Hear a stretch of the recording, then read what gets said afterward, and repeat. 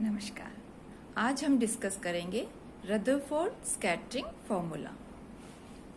Rutherford प्रकीर्णन में जो भी अल्फा कण संघट्ट प्राचल 0 से b तक आपतित है वे प्रकीर्णन कोण थीटा या इससे अधिक पर प्रकीर्णित हो जाते हैं। इसका अर्थ यह हुआ कि जो भी अल्फा कण पाई b स्क्वायर क्षेत्रफल के अंदर आपतित किए जाते हैं वे थीटा या अधिक कोण से प्रकीर्णित हो जाते हैं।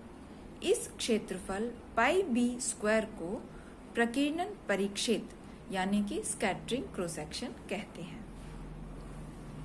इसके लिए हम जो नोटेशन यूज करेंगे वो ये होगा और इसका मान होगा पाई b स्क्वायर के बराबर।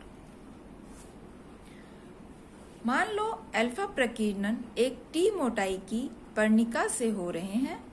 इसमें प्रति एकांक आयतन में n परमाणु है, अतः प्रति एकांक क्षेत्रफल में परमाणु की संख्या nt होगी।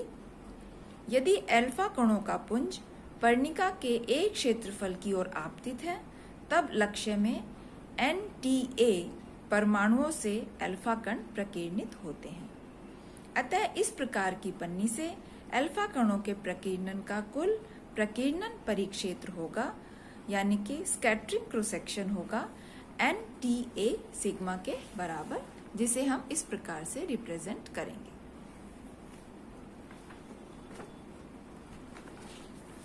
यदि F आपतित अल्फा कणों के उस अंश को दर्शाता है जो प्रकीर्णन कोण थीटा या इससे अधिक से प्रकीर्णित होते हैं तब F का मान है थीटा या अधिक कोण से प्रकीर्णित अल्फा कणों की संख्या डिवाइडेड बाय आपतित अल्फा कणों की संख्या।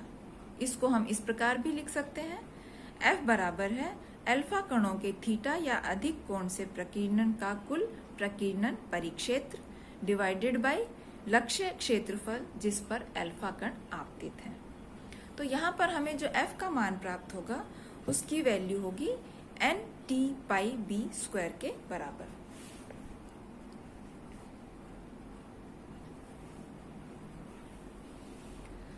और जब सभी मान रखेंगे तो F का मान हमें इस प्रकार भी प्राप्त हो सकता है पाई nt यानी कि F बराबर है pi nt Z E square 4 pi epsilon naught E whole square, और इसको जो गुणा करेंगे वो होगा कोट स्क्वायर थीटा बाई 2 के मान से। तो पूरा जो फॉर्मूला हमें प्राप्त होगा वो हम इस प्रकार से F का मान हम निकाल पाएंगे।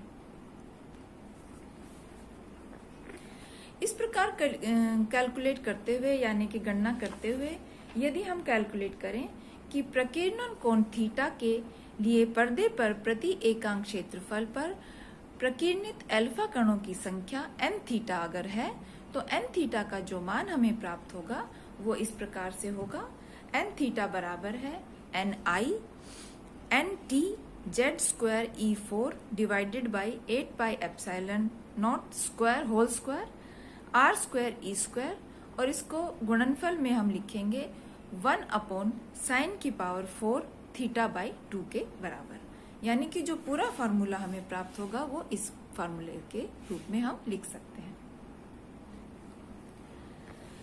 प्रयोग की अवधि में ni अल्फा कण पर्णिका पर टकराते हैं।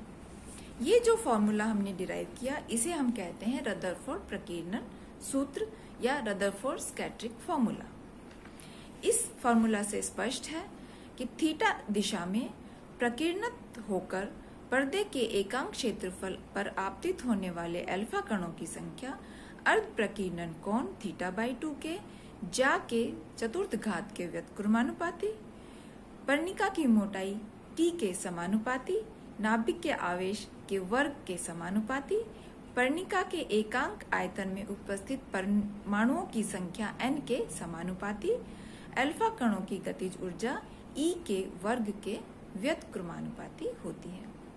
तो ये था Rutherford scattering formula. Thank you.